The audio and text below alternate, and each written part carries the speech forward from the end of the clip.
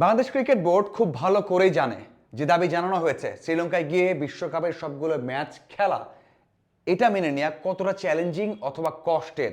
হাতে আছে মাত্র 1 মাস, এই সময় হঠাৎ করে 4টা দলকে ম্যানেজ করা, সব সূচি উলটপালট করা এবং শ্রীলঙ্কায় যে ম্যাচগুলো হবে সেখান থেকেও কিছু ম্যাচ ভারতে নিয়ে আসা। দেখুন, শুধুমাত্র এই গ্রুপকে নিয়ে গেলেই নয়, একটা তো সূচি আছে যে ভারত কয়টা ম্যাচ আয়োজন করবে, শ্রীলঙ্কা কয়টা ম্যাচ আয়োজন করবে। যদি আপনি ভারত থেকে 4টা ম্যাচ নিয়ে যান, 4টা ম্যাচ আবার ভারতে নিয়ে আসতে হবে, কারণ এখানে তো বড় একটা আর্থিক বিষয় আছে।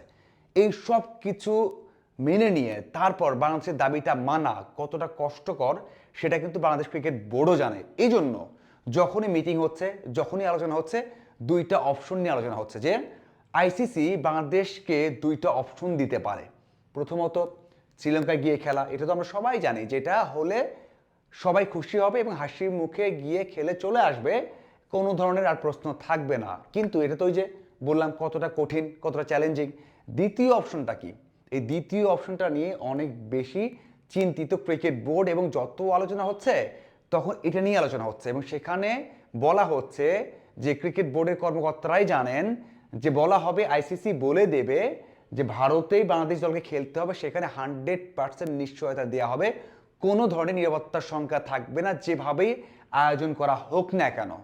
যদি এই অপশনটা দেওয়া হয় তখন বাংলাদেশ ক্রিকেট বোর্ড কি করবে, এইটা নিয়েই কিন্তু চিন্তিত এবং এটা নিয়েই বারবার আলোচনায় সবাই বসছে। এবং সবচেয়ে বড় বিষয় হচ্ছে বাংলাদেশ ক্রিকেট বোর্ড সম্ভাব্য দুইটা ভেন্যু নিয়েও কিন্তু আলোচনা করছে, যে দুই ভেন্যুতে খেলতে বলা হতে পারে। সেটা হচ্ছে বেঙ্গালুরু এবং চেন্নাই।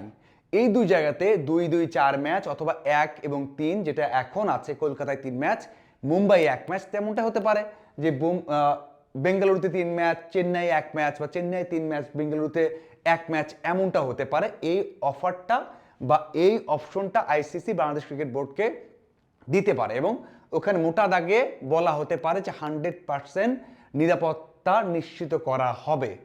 তখন বাংলাদেশ ক্রিকেট বোর্ড কি করবে? যেহেতু একেবারে বলেই দিয়েছে বাংলাদেশ ক্রিকেট বোর্ড, বা বলাই হয়েছে যে বাংলাদেশ কোনোভাবেই ভারতে গিয়ে খেলবে না, কোনোভাবেই না। যদি ওই অপশন দেয় তখন কি হবে? আমরা সবাই জানি যে বাস্তবতা কি।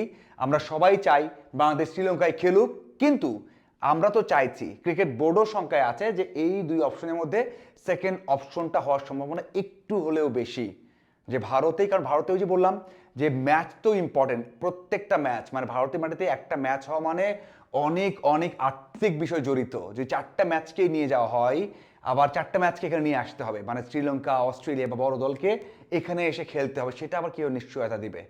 তো এইটা একটা বড় সমস্যা হয়ে গেছে। ওই যে বেঙ্গালুরু, চেন্নাই, এটা কি মানবে? যদি মানা হয় তাহলে বাংলাদেশ দলকে গিয়ে তো খেলতে হবে।